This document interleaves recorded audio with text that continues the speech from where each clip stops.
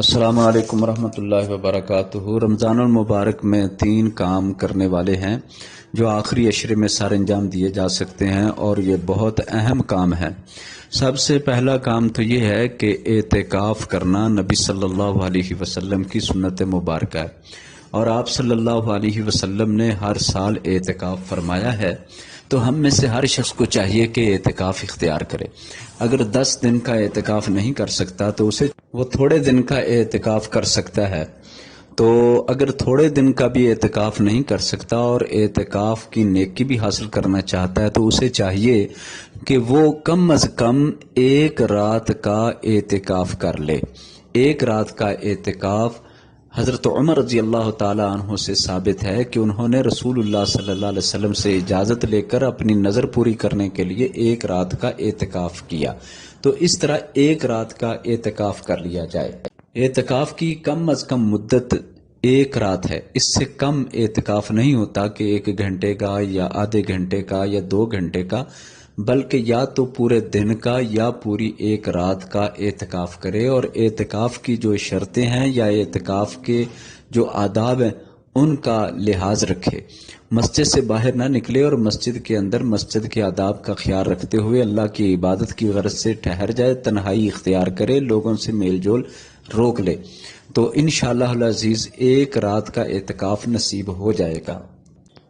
اگر کوئی شخص 10 دن کا اعتکاف کرتا ہے وہ تو بہت اچھا ہے، بہت اعلیٰ ہے، بہت افضل ہے اور بہت بڑے درجے پر ہے۔ تو بات صرف یہ ہے کہ جو شخص 10 دن کا اعتکاف کرنے کا وقت نہیں رکھتا تو اس کے لیے کم از کم کتنا اعتکاف شرعی طور پر ہو سکتا ہے یا کتنا وہ اس نیکی کو حاصل کرنے کے لیے کم از کم سہولت پا سکتا ہے۔ تو جو شخص پورے 10 دن کا اعتکاف کرتا ہے وہ تو اللہ کا ولی اور اللہ کا پیارا ہے، وہ تو اللہ کو محبوب ہے، وہ تو اللہ کے گھر میں آ کے اللہ کا مہمان ہو چکا ہے۔ بہرحال اعتکاف کی نیکی کے لیے ہر شخص کو کوشش کرنی چاہیے، اور کم از کم اعتکاف طاق راتوں کا یا کم از کم کسی 1 رات کا اللہ کے گھر میں رک کر نیت بنا کر اعتکاف کرنا چاہیے۔ دوسرا عمل قیام اللیل کا ہے کہ ہم رمضان المبارک کی ان آخری عشرے کی راتوں میں ضرور قیام اللیل کریں۔ رسول اللہ صلی اللہ علیہ وسلم آخری عشرے میں بہت زیادہ محنت فرماتے۔ حدیث شریف میں ہے کہ آپ صلی اللہ علیہ وسلم کمر کس لیتے، خود بھی رات بیدار ہوتے اور اپنے اہل خانہ کو بھی رات کے وقت بیدار کرتے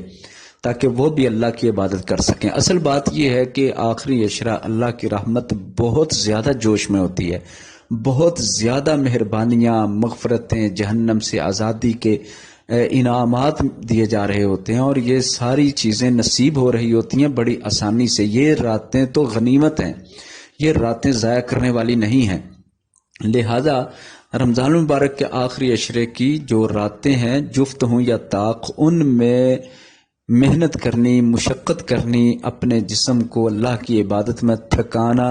اپنے آپ کو اللہ کے لیے پیش کرنا اور کھپانا، اور اللہ کے سامنے آہوزاری کرنا، دعائیں کرنا، ذکر کرنا، اللہ کو یاد کرنا، بہت زیادہ یہ عبادات کی جا سکتی ہیں اور بہت کچھ حاصل کیا جا سکتا ہے۔ اگر 10 کی 10 راتیں نہیں کوئی جاگ سکتا تو اسے چاہیے کم از کم طاق راتوں میں ضرور جاگ لے۔ بہرحال آخری عشرے کی جفت طاق تمام راتوں میں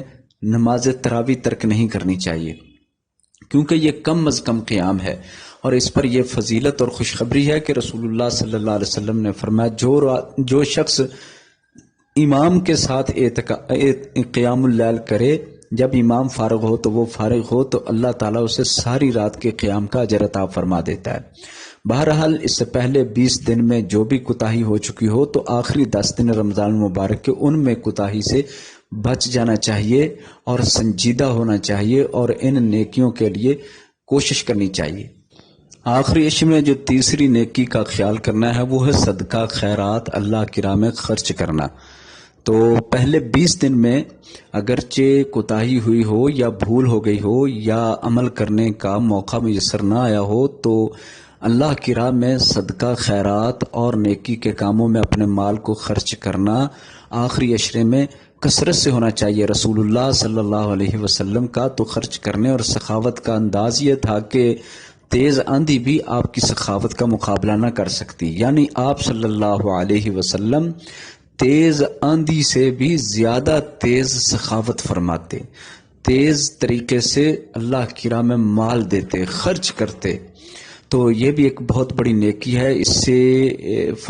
سے بڑھ کر اور کیا فضیلت ہوگی کہ قیامت کے دن ہر شخص کا صدقہ یا اس کا اللہ کی راہ میں خرچ کیا اس کے لیے میدان معاشر میں ایک سایہ بن جائے گا، چھتری بن جائے گا۔ اور یہ بھی ارشاد فرمایا ہے کہ تمہارے اوپر آنے والی آفتیں مصیبتیں صدقے سے ٹل جاتی ہیں، صدقہ کی وجہ سے اللہ تعالیٰ ان آفتوں کو اور مشکلات کو دور ہٹا دیتا ہے۔ باقی اس کے علاوہ یہ ایمان کی نشانیوں میں سے ایک نشانی ہے کہ اللہ کی راہ میں مومن خرچ کرتے ہیں، اس پر اللہ نے اجر بہت رکھا ہے۔ عام دنوں میں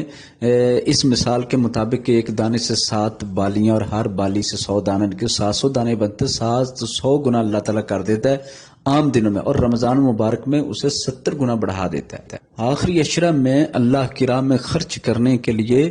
بہانے ڈھونڈنے ہیں، کوئی نہ کوئی رستہ اور سبیل تلاش کرنی ہے کہ آپ کو موقع مل سکے اللہ کی راہ میں خرچ کرنے کا۔ اب یہ نہیں سوچنا ہوگا کہ فلاں جگہ دوں یا نہ دوں، جہاں بھی بہانہ بنتا ہے، جہاں بھی کوئی بنتی ہے بات کہ اللہ کی راہ میں خرچ کیا جا سکے تو جلد از جلد خرچ کرنا چاہیے۔ ہاں، پیشہ ور فقیروں سے، بھکاریوں سے بچنا چاہیے۔ وہ نشئی لوگ یا وہ پیشہ ور، ان کا کام ہی صرف مانگنا ہے، وہ ضرورت مند نہیں ہوتے اور حقیقی طور پر مستحق بھی نہیں ہوتے۔ ان سے بچ کر اپنے ارد گرد پڑوسیوں میں، رشتہ داروں میں دیکھنا چاہیے، اپنی مسجد میں دائیں بائیں نمازیوں میں نظر دوڑانی چاہیے، اور ایسے مستحق سفید پوش لوگوں کی ضرور مدد کرنی چاہیے، اور اس میں ذرا بھی تاخیر نہیں کرنی چاہیے۔ جتنا جلدی ہو سکے، جتنا زیادہ ہو سکے، جتنا ہو سکے کرنا چاہیے، اور اس میں بالکل بھی اس بات کی سستی نہیں کرنی چاہیے کہ پھر کریں گے یا ابھی دیکھیں گے یا سوچیں گے، بلکہ جہاں بھی موقع بنتا جائے موقع بناتے جانا چاہیے۔ بلکہ یوں کہنا چاہیے کہ ان دنوں میں